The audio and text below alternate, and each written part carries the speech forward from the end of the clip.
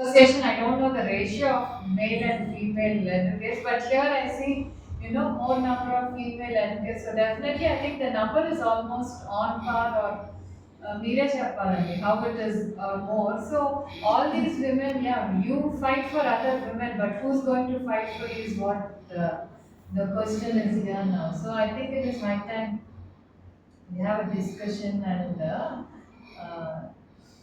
put our thoughts so that we can put our recommendations to some governments because నేనంటే I just two points and even when we say it is non-applicable because of absence of a formal employer and employee relationship. I think that is what both the court cases have given.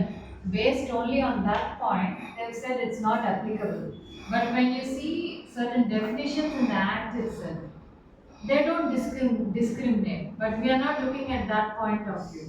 When we see section 2A, I don't know if everyone has the act under Telsa.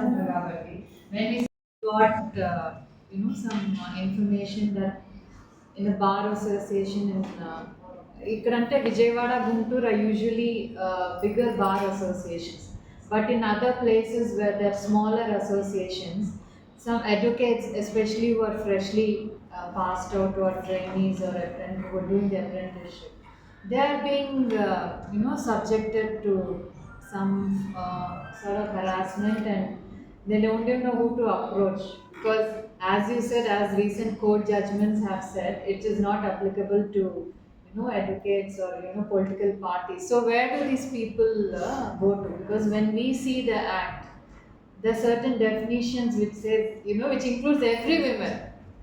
Even workplace annappudu, even voluntary organizations have also come under workplace definition.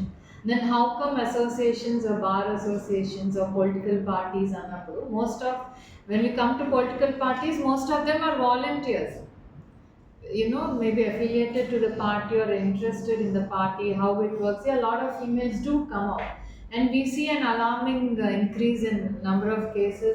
Posh act అంటే పాష్ act అవసరం ఏదైతే political parties కానీ professional ఆర్గనైజేషన్స్కి కూడా అవసరం అనే దాని మీద ఈరోజు విమెన్ కమిషన్ ఆధ్వర్యం, అలాగే బెజవాడ బార్ అసోసియేషన్ అడ్వకేట్స్తో కూడా ఈరోజు ఒక డిస్కషన్ లాంటిది పెట్టడం జరిగింది. ఎందుకంటే లైంగిక వేధింపులు పనిచేసే ప్రదేశాల్లో కానీ చదువుకునే ప్రదేశాల్లో డెఫినెట్గా ఎక్కువ అయినాయి, కానీ యాక్ట్ సరిగ్గా ఇంప్లిమెంట్ అవ్వట్లేదా లేదా అనేది ఫస్ట్ పాయింట్. అదే యాక్ట్ అప్లికబుల్ కానీ ఏదైతే ఈ పొలిటికల్ పార్టీస్ ఉన్నాయో లేకపోతే బార్ కౌన్సిల్స్ ఉన్నాయో వాళ్ళకి ఏం ప్రాబ్లమ్స్ ఉన్నాయి, వాళ్ళకి అవసరం లేదా అనేది కూడా ఇంపార్టెంట్.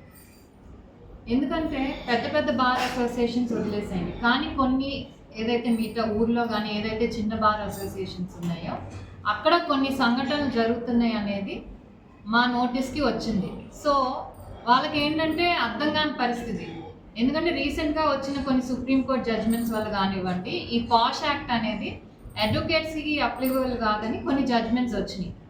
ఎందుకంటే అక్కడ ఒక ఎంప్లాయర్ రిలేషన్షిప్ ఉండదు అనే దాని మీద బేస్ చేసుకొని ఆ జడ్జ్మెంట్స్ ఇవ్వబడి. సో ఇలాంటప్పుడు ఇలా అసోసియేషన్స్లో పనిచేసే ఫీమేల్స్ ఎవరైతే ఉన్నారో ఫీమేల్ అడ్వకేట్స్, వాళ్ళకి ఆ హెరాస్మెంట్ అనేది జరిగినప్పుడు వాళ్ళు ఎక్కడికి వెళ్ళాలి? మనం నార్మల్ పబ్లిక్ ఏంటంటే మనకి ఆ ఇష్యూ వచ్చినప్పుడు మనం అడ్వకేట్స్ దగ్గరికి వెళ్తున్నాం మన కోసం ఫైట్ చేయమని. అదే ఇష్యూ అడ్వకేట్స్ వస్తే వాళ్ళు ఎక్కడికి వెళ్ళాలి? Because court is saying, high court కానీ సుప్రీంకోర్టు అంటేనే మీకు అప్లికబుల్ కాదు, ఎందుకంటే మనకు ఒక ఫార్మల్ రిలేషన్షిప్ లేదు కదా, ఎంప్లాయర్ రిలేషన్షిప్ లేదు కదా, అప్లికబుల్ కాదంటే వాళ్ళు ఎక్కడికి వెళ్తారు? మన కోసం ఫైట్ చేసే వాళ్ళు ఎక్కడికి వెళ్తారు?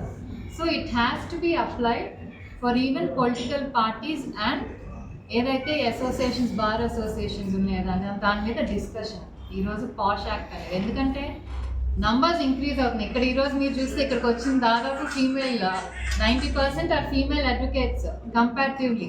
So when they have a problem, when they are fighting, మన కోసం వాళ్ళు ఫైట్ చేస్తున్నారు మనకి ఇష్యూ వచ్చినప్పుడు.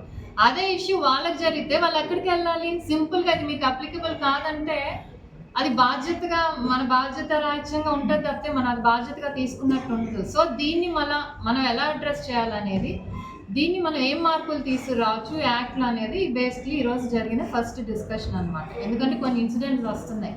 ఇప్పుడు వాళ్ళు మా దగ్గరికి రాకముందు బార్ అసోసియేషన్లో కొన్ని చోట్ల జరుగుతున్నప్పుడు వాళ్ళు ఎవరి కళ్ళు చూస్తారు? Maybe they may apply to their అక్కడ ఉన్న జిల్లా జడ్జెస్కి వాళ్ళకి చెప్తారు. అక్కడ కూడా న్యాయం జరగకపోతే ఒక హయ్యర్ బాడీ అంటూ ఉండాలి. ఎందుకంటే అది యాక్ట్గా అయినప్పుడే వాళ్ళకు కూడా ఎప్పికలు అవుతుంది అనేది ఈరోజు జరిగిన ఫస్ట్ డిస్కషన్ ఈరోజు జరిగింది.